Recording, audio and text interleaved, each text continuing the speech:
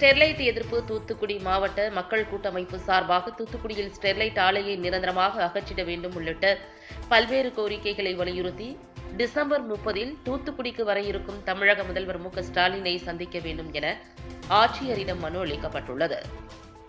Sterlite நச்சு ஆலை நிரந்தரமாக மூடப்பட்டது சரியே என உச்சநீதிமன்றம் தீர்ப்பளித்த பின்னர் காலம் கடந்திடாது ஸ்டெர்லைட் ஆலையை நிரந்தரமாக அகற்றிவிட்டு தமிழ்நாடு அரசின் சிப்காட் மூலமாக ஸ்டெர்லைட் ஆலைக்காக கொடுக்கப்பட்ட நிலத்தை முழுமையாக உடனடியாக அரசுடைமை ஆக்கப்பட வேண்டும்.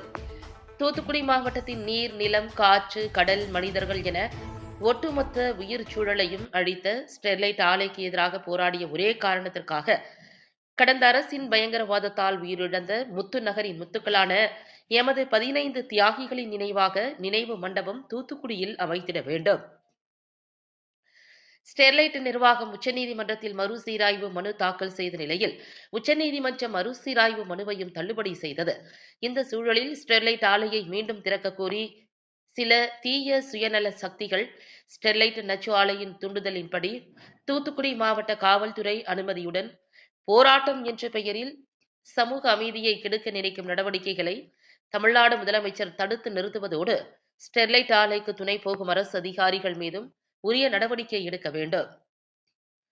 தமிழ்நாடு முதலமைச்சர் உறுதியளித்தபடி தூத்துக்குடியின் மூச்சு காற்றுக்காக தங்கள் சுவாச காற்றை இழந்த 15 தியாகிகளின் படுகொலைக்கு காரணமான கொலையாளிகள் மீது இனியும் காலம் கடந்திடாது குற்றவியல் நடவடிக்கை எடுத்து உரிய உச்சபட்ச தண்டனை அவர்களுக்கு கிடைக்க நடவடிக்கை எடுத்திட வேண்டும் என கோரிக்கை விடுத்துள்ளனர்.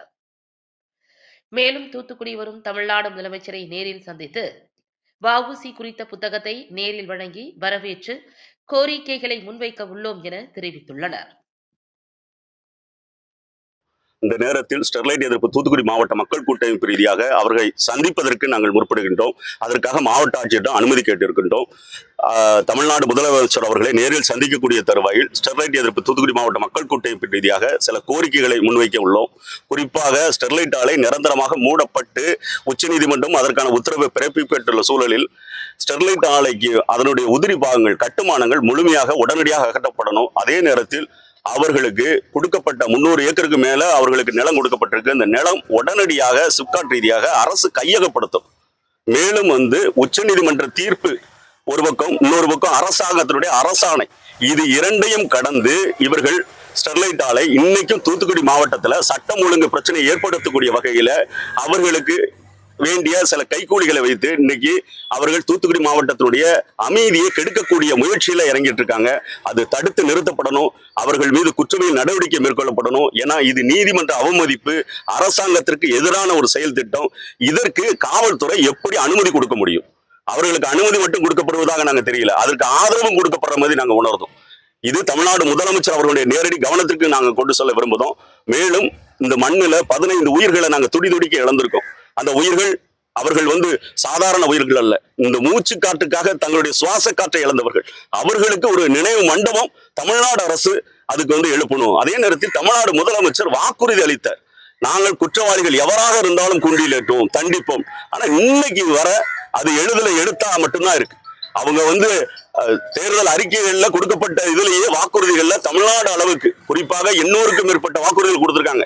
ஆனா அந்த 800 வாக்குறுதியில முதன்மையான 10 வாக்குறுதியில ஒண்ணு ஸ்டெர்லைட் போராட்டத்தில் படுகொலை கண்ட அந்த கொலையாளிகள், படுகொலை கண்ட தியாகிகளுக்கு நீதி கிடைப்பதற்கு, அதற்கு காரணமான கொலையாளிகளை தண்டிப்போன்னு தமிழ்நாடு முதலமைச்சர் சொன்னார். இன்னைக்கு அவரு இந்த மண்ணுக்கு வராங்க. அவங்க மத்தியில நாங்க இந்த மேற்கொண்ட கோரிக்கைகளை அவர் மத்தியில எடுத்து சொல்வதற்காக, அவரிடம் முறையிடுவதற்காக அனுமதி கேட்டு மாவட்ட ஆட்சியரை இன்னைக்கு நேரடியாக சந்திக்க வந்திருக்கின்றோம்.